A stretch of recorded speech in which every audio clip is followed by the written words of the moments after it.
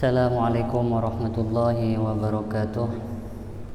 Alhamdulillah wassalatu wassalamu ala rasulillah wa ala alihi wa sahbihi wa mawalah, amma ba'du. Sifatan kaulah hormati tuan ngaku ngaki dak saja pengurus Majelis Wakil Cabang Nahdlatul Ulama Mudung 3 wa nahusu bidzikri Kiai Fahrul Razi Adnan selaku Rais Syuriah MBCNU Mudung 3, dan juga yang kami hormati dan kami ta'zimi yang mulia Kiai Nawawi Tamrin selaku Ketua Tanfidiyah MBCNU Mudung 3 beserta Banum MBCNU Mudung 3, meliputi segenap pimpinan anak cabang Gerakan Pemuda Ansor Mudung 3, dan juga PAC Fatayat NU yang kami hormati, juga PAC Ibnu dan juga PAC IPBNU, sekaligus juga yang kami hormati PAC Muslimat NU Mudung 3. Alhamdulillah, pada kesempatan malam hari ini kita bisa berkumpul, kita bisa mendengarkan kembali kajian ilmiah yang diselenggarakan oleh Lembaga Dakwah Pengurus Majelis Wakil Cabang Nahdlatul Ulama Mudung 3 dengan serangkaian acara, salah satunya yakni ngaji online bersama generasi muda NU. Salatan wa salaman daimain keharibaan sang baginda Nabi Agung Muhammad sallallahu alaihi wasallam, yang mana telah mengantarkan kita dari zaman jahiliyah menuju zaman ilmiah seperti sekarang ini. Para hadirin hadirat rahimakumullah, dalam kesempatan malam hari ini kami akan membacakan satu bab yang dinukil dari kitab Ihya Ulumuddin karangan Al-Imam Hujjatul Islam Abi Hamid Muhammad bin Muhammad Al-Ghazali. Ada satu bab yang berupa Asrarus Shaum di dalam kitab Ihya Ulumuddin, yang pada kesempatan malam hari ini insyaallah akan kami sajikan, akan kami sampaikan kepada para pendengar sekalian. Namun sebelumnya mari kita membaca tawassul agar apa yang dibaca, apa yang didengar menjadi bacaan dan sesuatu yang didengar barokah manfaat fiddin wad dunya wal akhirah. Ila hadratin Nabi Mustafa Sayyidina Muhammadin sallallahu alaihi wasallam wa ala alihi wa sahbihi wa azwajihi wa dzurriyyatihi wa ali baitil kiram. Semua khususan ila Sultan Al-Awliya Syekh Abdul Qadir Jilani wa usuli wa furu'ih. Semua khususan ila jami'i muassis Nahdlatul Ulama, khususan ila Syekhuna Muhammad Khalil Al-Bangkalani, ila hadrati Kiai Hasim Asy'ari, Kiai Haji Abdul Wahid Hashim, Kiai Haji Zainul Arifin, Kiai Haji Zainal Mustafa, wa ila hadrati Kiai Haji Idzan Khalid, wa ila hadrati Kiai Abdul Wahab Hasbullah, wa ila hadrati Kiai As'ad Samsul Arifin, wa ila hadrati Kiai Syamun, wa ila hadrati Kiai Mashkur wa usulihim wa furu'ihim, wa ila hadrati musannif kitab Ihya Ulumuddin Al-Imam Hujjatul Islam Abi Hamid Muhammad bin Muhammad Al-Ghazali wa usuli wa furu'ih, nafa'ana Allah bi ulumih. Syai'un lillahi lana wa lahumul Fatihah. A'udzu billahi minasyaitonir rajim. Bismillahirrahmanirrahim. Alhamdulillahi rabbil alamin arrahmanir rahim maliki yaumiddin. Iyyaka na'budu wa iyyaka nasta'in ihdinas siratal mustaqim siratal ladzina an'amta 'alaihim ghairil maghdubi 'alaihim waladdallin. Amin. Para hadirin hadirat rahimakumullah, kali ini kami akan membacakan kajian dengan tema syarat untuk meningkatkan derajat puasa menuju tingkatan puasa khusus, di mana di dalam kitab Ihya'i Ulumuddin bab Asrarus Shaum, Imam Al-Ghazali menyampaikan bahwa i'lam anna lis-shaumi salasa darajat, shaumul umum wa shaumul khusus wa shaum khususil khusus. Ketahuilah bahwasanya puasa memiliki 3 derajat. Ada 3 derajat puasa. Yang pertama yaitu shaumul umum, puasanya orang awam. Yang kedua shaumul khusus, puasa khusus, puasanya orang-orang sholih. Wa shaum khususil khusus, yang ketiga merupakan puasa khususil khusus, puasanya para anbiya wal mursalin wasiddiqin. Para hadirin, perlu diketahui bahwa yang pertama amma shaumul umum fa huwa kaful batni wal farji an qada'i syahwat kama sabaqa tafsiru. Kita tahu bersama bahwa puasa umum merupakan kaful batni, ya, puasa orang awam yang mana hanya bertujuan untuk sekedar mencegah perut dan juga mencegah farji untuk tidak memenuhi keinginan-keinginan syahwat, keinginan-keinginan hawa nafsu, yang mana biasanya setiap hari keinginan perut untuk makan dan minum, keinginan farji untuk jima bersama pasangan yang halal. Ketika berpuasa, shaumul awam, shaumul umum di sini itu sebatas mencegah dari itu semua.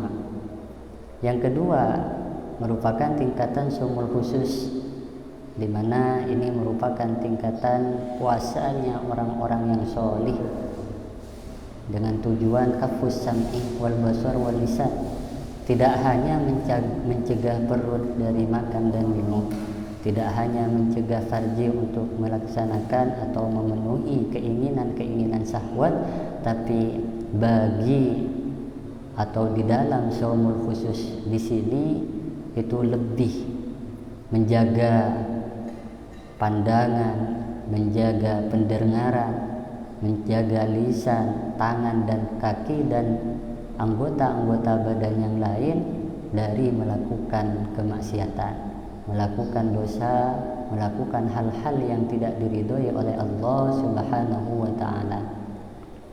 Dan dalam kesempatan pada malam hari ini kami akan menyampaikan bagaimana syarat yang bisa dilakukan untuk memenuhi, untuk menyampaikan kita pada derajat puasa khusus. Ya, mungkin sebelumnya kita masih tercangkup dalam kategori shaumul umum, di mana kita berpuasa ya hanya sekedar mencegah dari makan dan minum, sekedar itu, tidak memikirkan hal-hal lain yang justru menjadi syarat untuk menaikkan tingkatan puasa kita menuju shaumul khusus. Oleh karena itu, mari kita kaji bersama apa saja syarat untuk meningkatkan puasa kita menuju tingkatan shaumul khusus. Di sini disampaikan oleh Al-Imam Al-Ghazali shaumul khusus was-sholihin, yang mana shaumul khusus was-sholihin. Wa amma shaumul khusus wa huwa shaumus sholihin.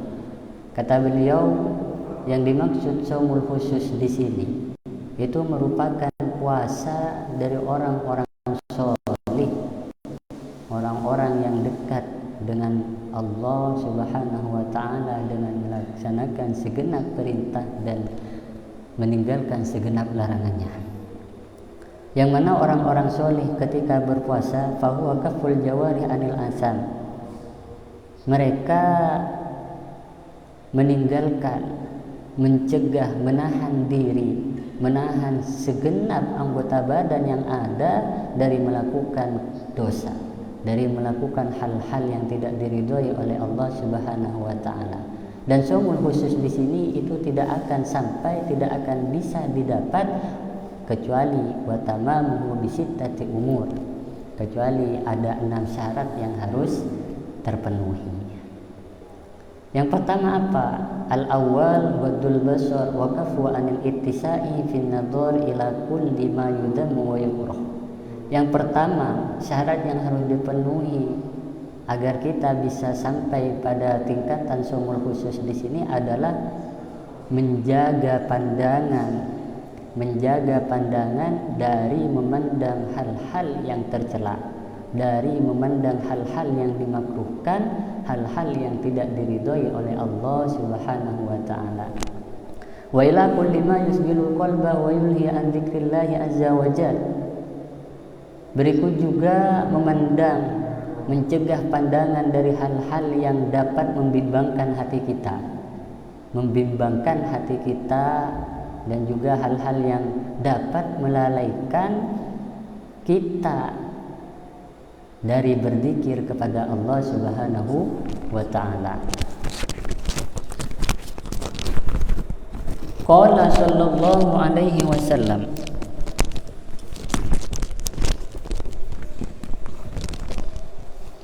Qala sallallahu alaihi wasallam, Qala sallallahu alaihi wasallam, an-nadra sahmun masmumun min sihami iblis, la'anahu Allah, faman tarakaha khaufan min Allah ataahu Allah azza wa jalla imanan yajidu halawatahu fi qalbi.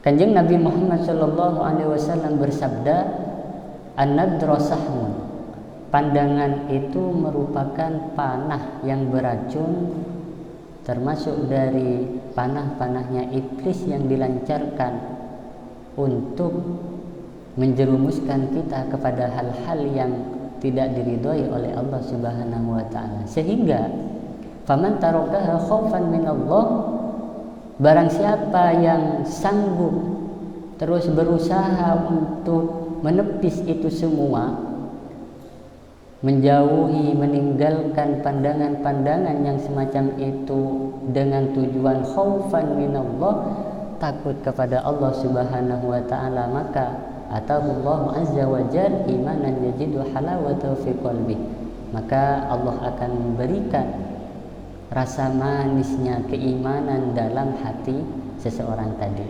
Begitu. Itu yang pertama.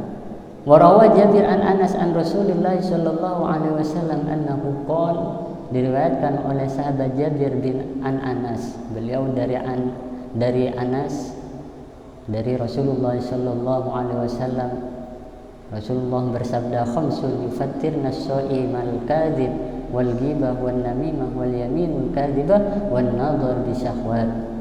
Ada 5 perkara, ada 5 hal yang dapat menggugurkan pahala puasa. Bukan berarti kemudian puasanya tidak sah, tidak. Puasanya sah tapi pahalanya tidak didapat. Nah, apa saja 5 hal yang dapat menggugurkan pahala puasa ini? Yang pertama adalah al-kadzib, berdusta, berkata bohong. Wal ghibah, yang kedua ghibah, menggunjing, merasani. Wan namimah, adu domba. Wal yaminul kadzibah, sumpah dusta. Wan nadharu bisyahwatin, dan yang terakhir, yang kelima adalah pandangan-pandangan yang disertai dengan syahwat. Ini merupakan 5 hal yang dapat menggugurkan pahala puasa, yang perlu kita perhatikan, dan sebisa mungkin kita berusaha untuk meninggalkan 5 hal ini. Itu yang pertama, ghaddul basar, menjaga pandangan dari hal-hal yang tidak diridhoi oleh Allah Subhanahu wa taala. Yang kedua, hifdzul lisan anil hadayani wal kadhibi wal ghibah wan namimah wal fushi wal jafa wal husumah wal mirah. Yang kedua, syarat untuk menggapai tingkatan puasa khusus, saumul khusus di sini adalah hifdzul lisan. Hifdzul lisan, menjaga lisan.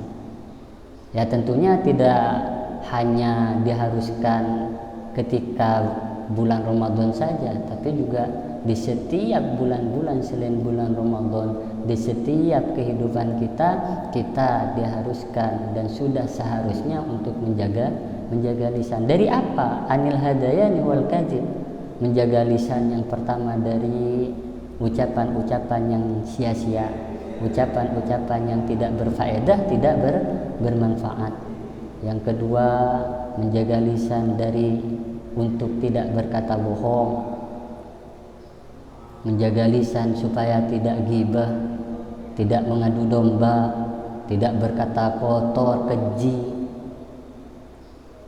Juga menjaga lisan dari perkataan-perkataan yang dapat merenggangkan hubungan antar sesama manusia, perkataan yang dapat menyebabkan suatu permusuhan, dan menjaga lisan dari perkataan-perkataan yang mengandung riya. Wa ilzamuhu sukuta wa syughluhu bi dzikrillah subhanahu wa tilawatil Qur'an. Fahada saumul lisan. Wa ilzamuhu sukut. Kemudian yang paling baik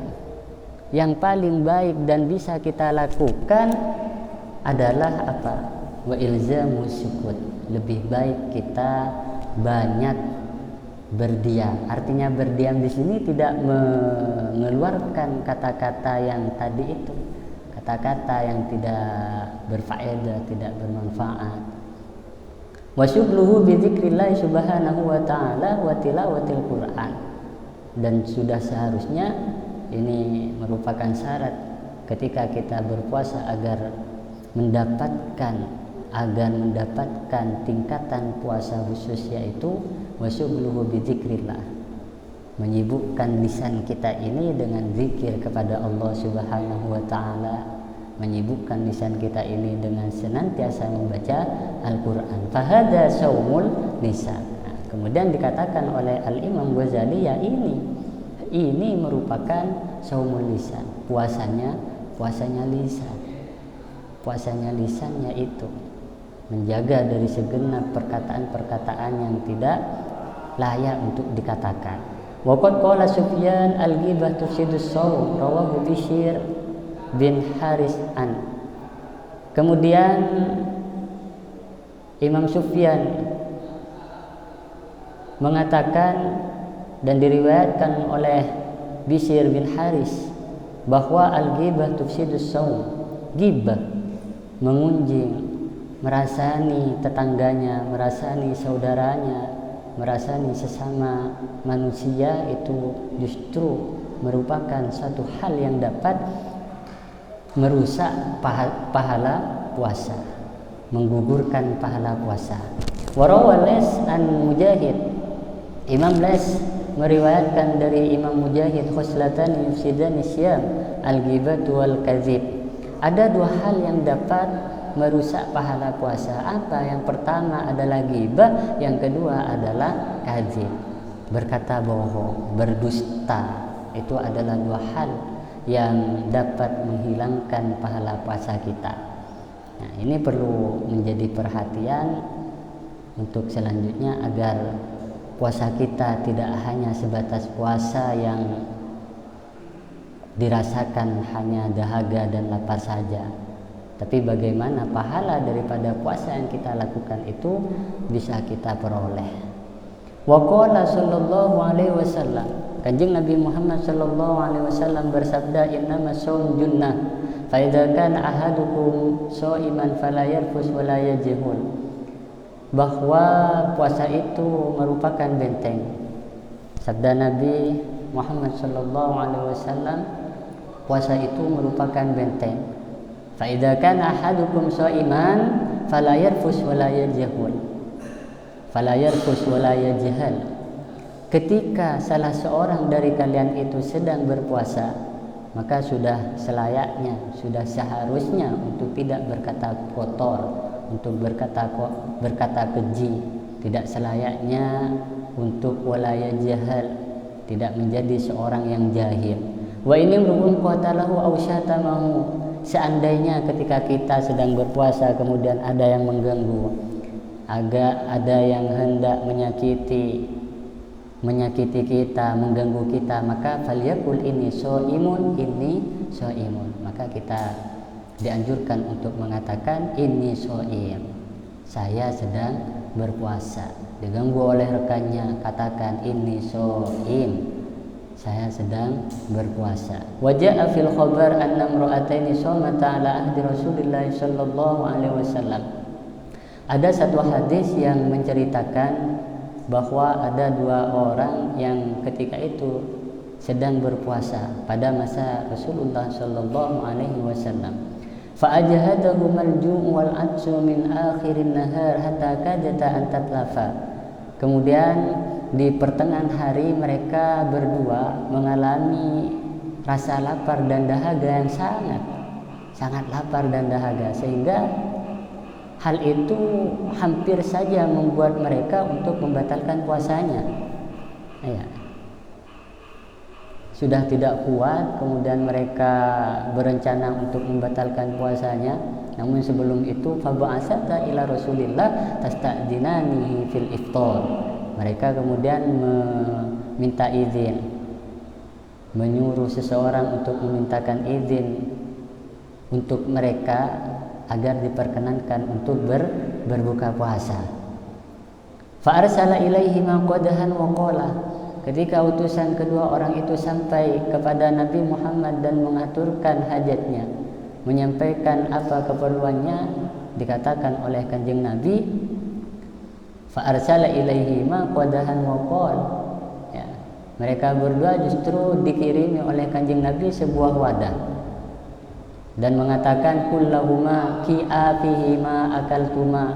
Nah, sampaikan kepada kedua orang itu, ki'afihi ma akaltuma, muntahkan semua yang telah engkau makan ke dalam wadah ini, kata Kanjeng Nabi. Faqa'at ihdahuma nisfahu daman abidun wa lahman ghuridun. Setelah itu kemudian setelah disampaikan kepada kedua orang tadi itu apa yang diperintahkan oleh Kanjeng Nabi untuk memuntahkan apa yang dimakan, maka tiba-tiba mereka memuntahkan segumpal darah dan juga daging mentah ke dalam wadah itu sampai setengah memenuhi daripada wadah yang dikirim oleh Kanjeng Nabi. Orang yang pertama. Orang yang kedua juga demikian, memuntahkan darah dan daging mentah ke dalam wadah itu sehingga wadah tadi yang dikirim oleh Kanjeng Nabi itu penuh dengan darah dan daging mentah dari kedua orang tadi itu. Waqa'atil ukhra misla dzalik hatta mal'atah. Fa'ajiban nas min dzalik. Akhirnya orang suruhan tadi itu kemudian heran. Lah, kok bisa? Kok bisa kata dia, heran. Faqala sallallahu alaihi wasallam, kemudian Kanjeng Nabi bersabda, hatani suamata amma ahallallahu lahuma wa afrota ala ma haramallahu ta'ala alaihima. Ini loh, dua orang ini berpuasa amma ahallallahu lahuma, berpuasa dengan hal-hal yang dihalalkan oleh Allah Subhanahu wa taala, tapi wa afrota ala ma haramallahu ta'ala alaihima, mereka berbuka puasa dengan hal-hal yang diharamkan oleh Allah Subhanahu wa ta'ala. Bukan berarti berbuka dengan makanan yang haram, tidak, lebih dari itu. Kata Kanjeng Nabi, qa'adat ihdahuma ilal ukhra faja'alata tatabani nas fahadza ma akalata min humihim. Ya, mereka berdua saling duduk ngobrol, tapi isi obrolannya justru merupakan mengarah ke hal-hal ghibah, ngrasani. Dan kata Kanjeng Nabi, fahadza ma akalata min humihim. Ya, ini adalah apa yang dimakan oleh kedua orang tadi itu. Mereka telah memakan daging-daging saudaranya yang telah dimuntahkan ke dalam wadah ini. Begitu. Makanya yang kedua ini merupakan hifdzul lisan dan penyebab dari tidak menjaga lisannya tadi itu merupakan salah satu kisah cerita yang nyata di zaman Rasulullah Shallallahu Alaihi Wasallam. As-salis kafus sam'i anil isqa. Yang nomor 3 adalah apa? Syarat agar kita bisa mendapatkan sampai ke tingkatan saumul khusus adalah kafusan anil isgo ila kulli makruhin, yaitu menjaga pendengaran daripada mendengar hal-hal yang dimakruhkan, hal-hal yang tidak diridhoi oleh Allah Subhanahu wa taala. Kenapa? Li'anna kullama haramallahu qawlahu haramal isgha'a ilaihi. Setiap sesuatu yang telah diharamkan oleh Allah, maka itu pula diharamkan untuk didengarkan. Setiap sesuatu yang diharamkan oleh Allah maka haram pula untuk didengarkan. Walidzalik sawallahu azza wa jalla bainal mustami' wa akilis suhti. Oleh karena itu Allah menyamakan status orang yang berkata dengan orang yang mendengarkan. Orang yang berkata kotor, orang yang berkata keji, maka dia mendapatkan dosa. Sebagaimana juga orang yang mendengarkan perkataan tadi itu juga mendapatkan dosa. Maka alangkah sebaiknya ketika ada di suatu perkumpulan kemudian di situ diisi dengan ghibah, namimah, maka lebih baik kita menyingkir, kita meninggalkan perkumpulan-perkumpulan yang semacam itu. Faqala ta'ala sama'una lil kadhibi akaluna lisuh. Ya, jadi hukum ini sesuai dengan apa yang tersirat dalam Al-Qur'an surat Al-Maidah ayat 42 yang berbunyi sama'una lil kadhib akaluna lisuhti. Wa qala azza wa jalla dalam surat Al-Maidah ayat 63 juga Allah berfirman, laula yanhahumur rabbaniyuna wal ahbaru an qaulihimul isma wa aqlihimus syuhta. Kenapa tidak orang-orang yang ahli dalam rabbani, ahli dalam ketuhanan, kemudian pendeta-pendeta itu kenapa tidak mencegah daripada ucapan-ucapan yang dapat membuahkan dosa, wa aklimus syuhtah, dan juga memakan hal-hal yang haram. Fasukut alal ghibah haram. Fasukut alal ghibah haram.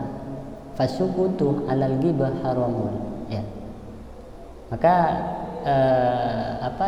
dari sini kemudian timbul hukum haram bagi seseorang yang pura-pura tidak mendengar terhadap perkataan ghibah.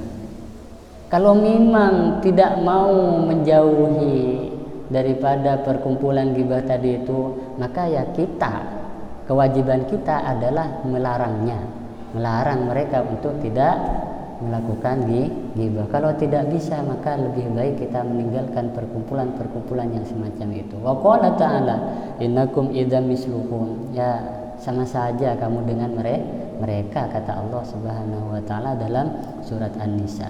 Walidzalika qala al-mutab wal mustami' syarikani fil ism. Begitu juga Nabi Muhammad sallallahu alaihi wasallam bersabda, orang yang ghibah dan juga orang yang mendengarkan ghibah itu sama saja mereka sama-sama mendapatkan dosa. Itu yang nomor 3, yaitu mencegah pendengaran dari mendengarkan hal-hal yang makruh, hal-hal yang tidak diridhoi oleh Allah Subhanahu wa taala. Yang nomor 4 apa? Kafu baqiyatil jawari anil asa minal yadi wa rijli wa anil makari. Yang nomor 4 adalah mencegah anggota-anggota badan yang lain untuk tidak melakukan dosa, untuk tidak bermaksiat kepada Allah Subhanahu wa ta'ala, mulai dari tangan, mulai dari kaki ya. Itu juga harus kita perhatikan, bagaimana tangan kita tidak melakukan, memegang hal-hal yang tidak diridhoi oleh Allah Subhanahu wa ta'ala, bagaimana kaki kita tidak berjalan menuju tempat yang tidak diridhoi oleh Allah Subhanahu wa ta'ala. Wa kaful badni anis syubuhat. Begitu juga syarat yang nomor 4 ini adalah mencegah perut. Ya, mencegah perut dari hal-hal yang syubhat ketika berbuka. Syubhat ini merupakan sesuatu yang masih samar antara halal dan haram. Sesuatu yang belum dipastikan kehalalannya dan juga keharamannya. Itu kalau oleh orang-orang soleh, para solihin, perkara yang syubhat semacam ini itu dihindari sebelum mereka betul-betul mendapatkan kejelasan terkait tentang kehalalan dan keharamannya. Fala makna nisam wa huwa al-kaffu an at-ta'amil halal summa al-iftar 'ala al-haram. Maka kata Imam Ghazali, sia-sia puasanya seseorang, ya.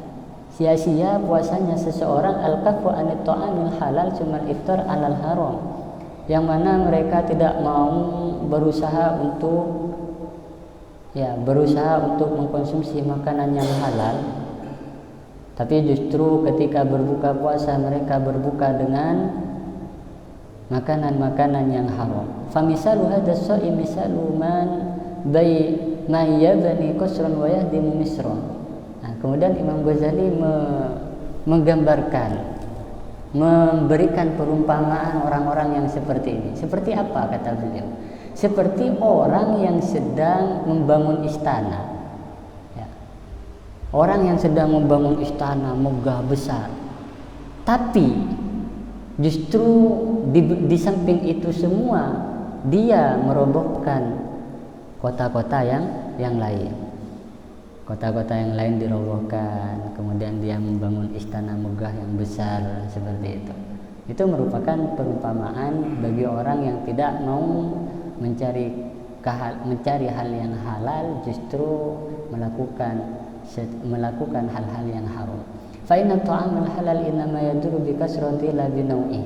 Nah, kemudian Imam Al-Ghazali menyampaikan bahwa makanan yang halal innama yaduru bi kasrati wa la bi naw'i. Ya.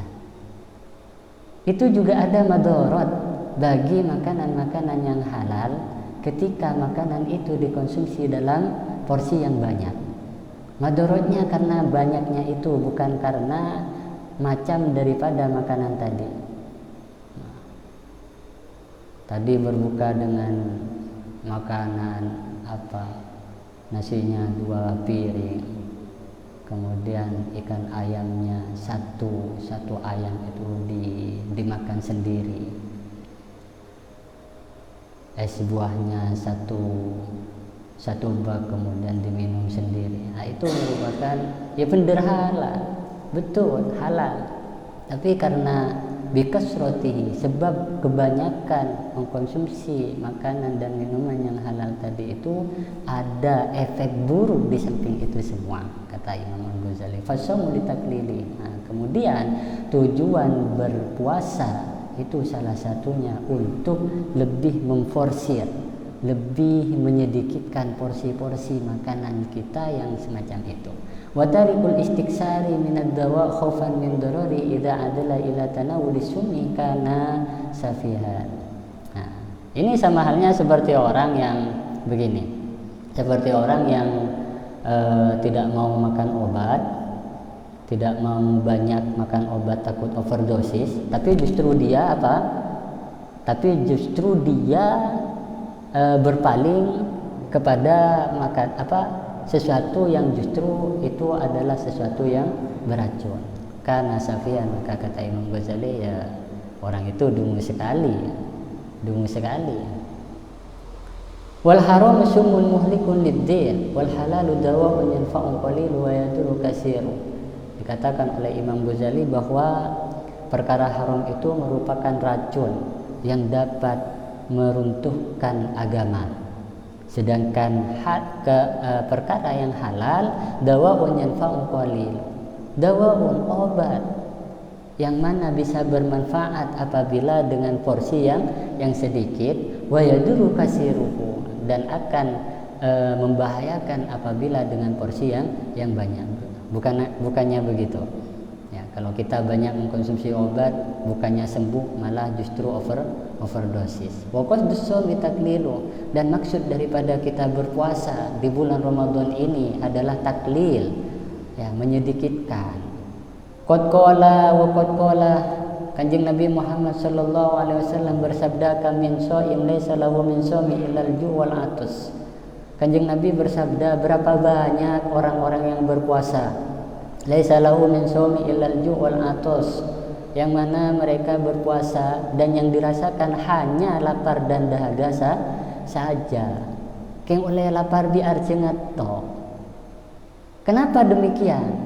Faqila huwa alladhi yuftiru 'alal haram. Ada yang mengatakan bahwa orang-orang yang demikian itu adalah orang-orang yang ketika berbuka, mereka berbuka dengan perkara haram. Maka ya kengla oleh apa? Oleh lapar sareng arcingat to. Ada juga yang mengatakan huwallazi yumsiku 'anil ta'amil halal wa yuftiru 'ala luhumin nas bil ghibah wa huwa haram. Huwallazi yumsiku 'anil ta'amil halal. Ya, ada yang mengatakan bahwa itu termasuk kategori orang-orang yang mencegah diri dari makanan yang halal, tapi justru berbuka dengan daging-daging saudaranya, bil ghibati, dengan cara mereka berghibah, dan itu hukumnya haram. Wakila, dan ada yang mengatakan huwallazi la yahfadzu jawarihahu anil ansab. Kemudian ada yang mengatakan ya mereka adalah orang-orang yang tidak menjaga anggota badannya dari perbuatan dosa. Ku lebih sampean apa sah, mulai dari pagi sampai terbenamnya matahari, tapi tidak berusaha untuk menjaga anggota badan ini dari perbuatan dosa, maka ya masuk ke dalam sabdanya Kanjeng Nabi, kita berpuasa hanya mendapatkan rasa lapar dan rasa dahaga saja. Al-khamis, yang nomor 5 adalah alla yastaksira minat ta'amil halal waqtal iftar bihaitsu yamtali'u jawfu fama min wi'ain abghadu ila Allah azza wa jalla min batnin mali'in min halal. Yang kelima adalah alla yastaksira. Kalau ingin puasa kita ini dicatat sebagai puasa khusus oleh Allah Subhanahu wa taala, maka syaratnya adalah alla yastaksiru minat ta'amil halal waqtal iftar. Ketika berbuka tidak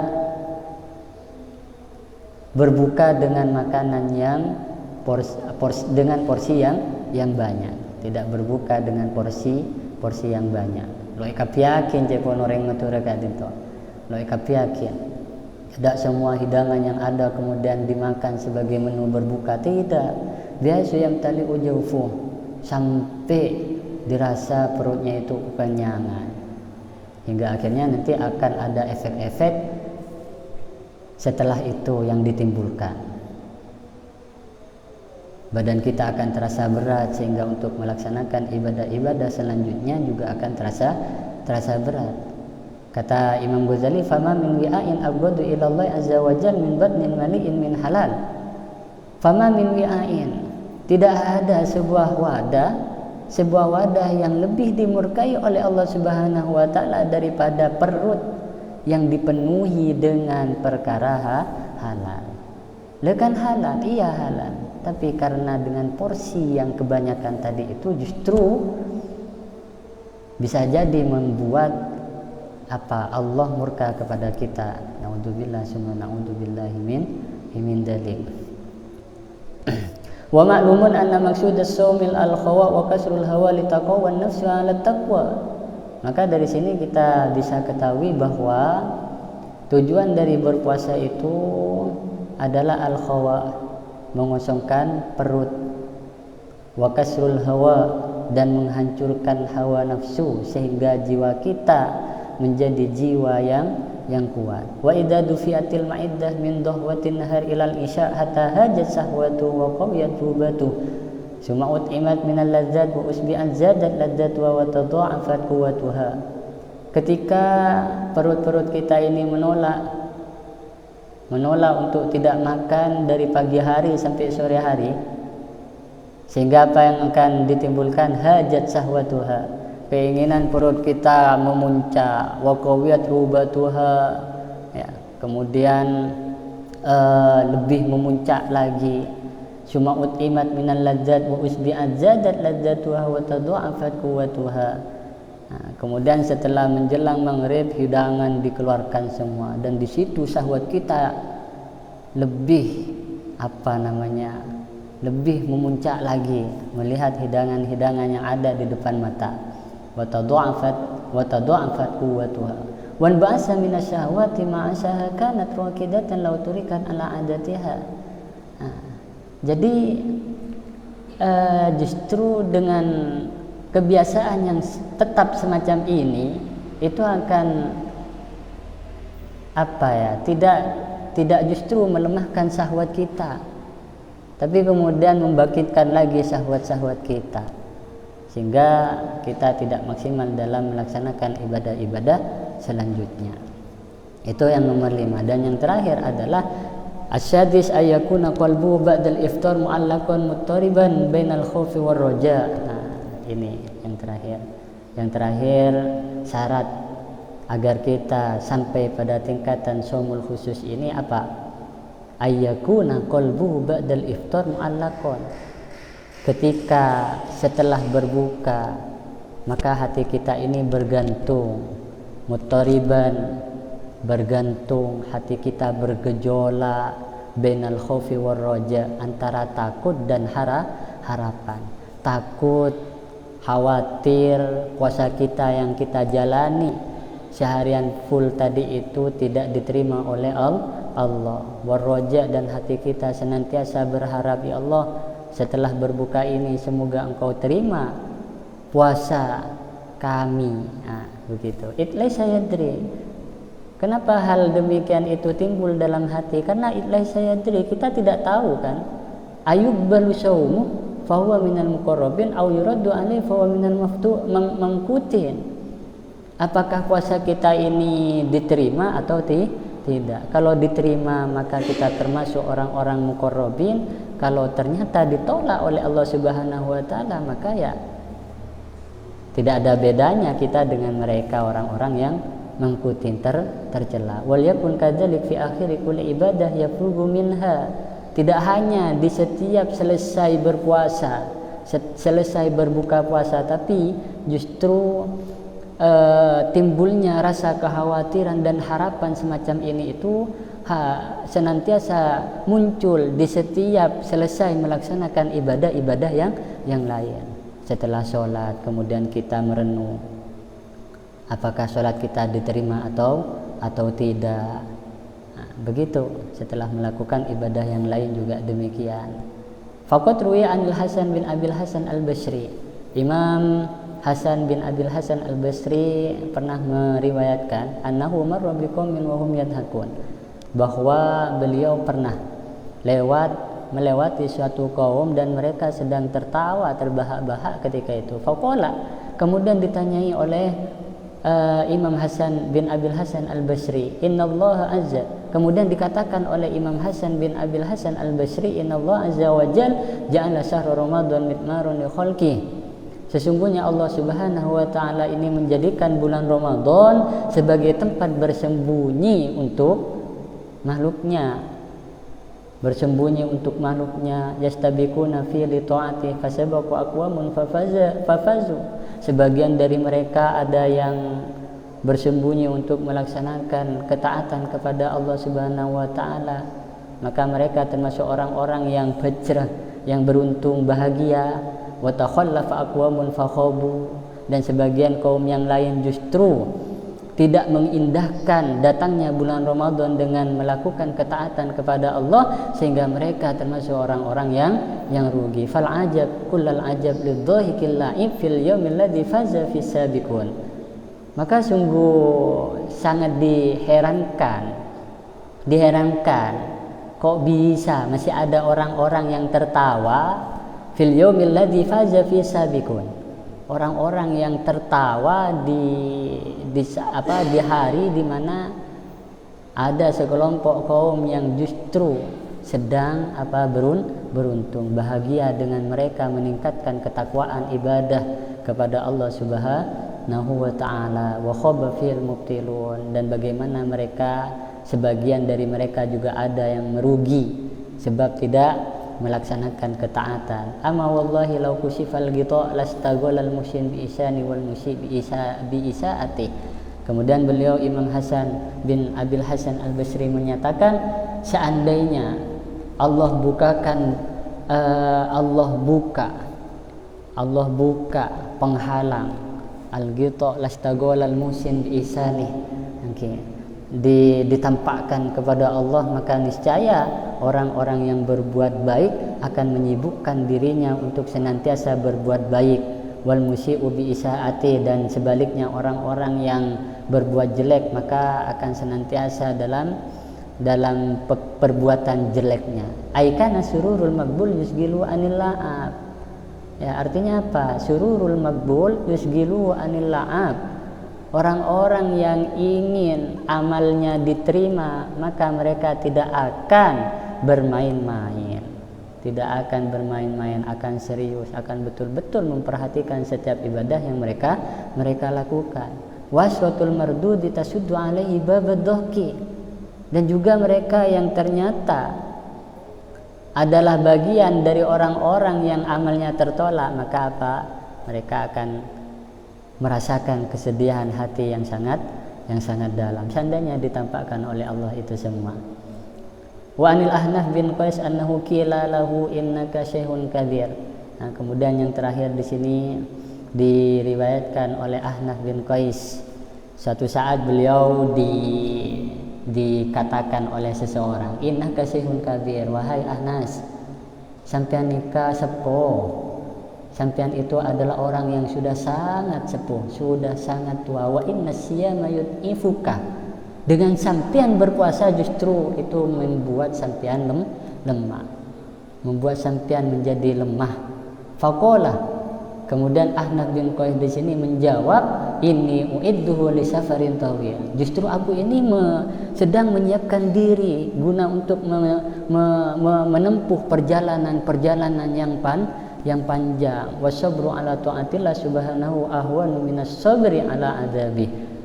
Dan sabar atas melaksanakan ketaatan kepada Allah itu lebih ahwanu minas sabri ala adzabi, lebih aku perhatikan daripada harus sabar dalam menghadapi siksaannya Allah. Fahadhihi al-ma'anil batina fis shawm. Maka kemudian Imam Ghazali menyatakan, ini yang dimaksud dari puasa, ditinjau dari arti batinnya, arti sejati hakikat daripada puasa itu sendiri. Ala kulli hal kesimpulan dari apa yang saya sampaikan di sini, bahwa ada 6 syarat dalam menggapai tingkatan puasa khusus. Yang pertama, menundukkan pandangan. Kemudian yang kedua, menjaga lisan. Yang ketiga, menahan pendengaran, menjaga pendengaran dari hal-hal yang dimakruhkan. Yang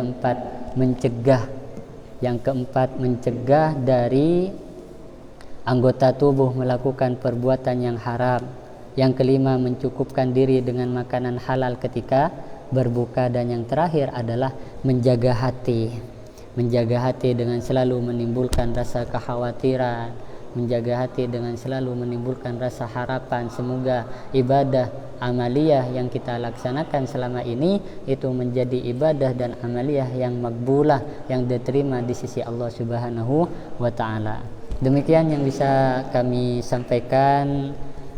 Semoga apa yang disampaikan pada malam hari ini menjadi tambahan ilmu yang manfaat barokah, khususnya bagi Al-Fakir sendiri dan umumnya bagi semua para mustami'in, mustami'at yang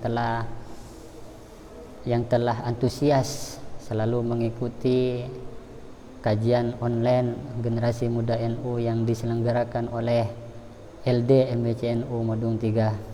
Kurang lebihnya dari kami mohon maaf. Akhirul kalam billahi taufiq wal hidayah wal ridha wal inayah. Assalamualaikum warahmatullahi wabarakatuh.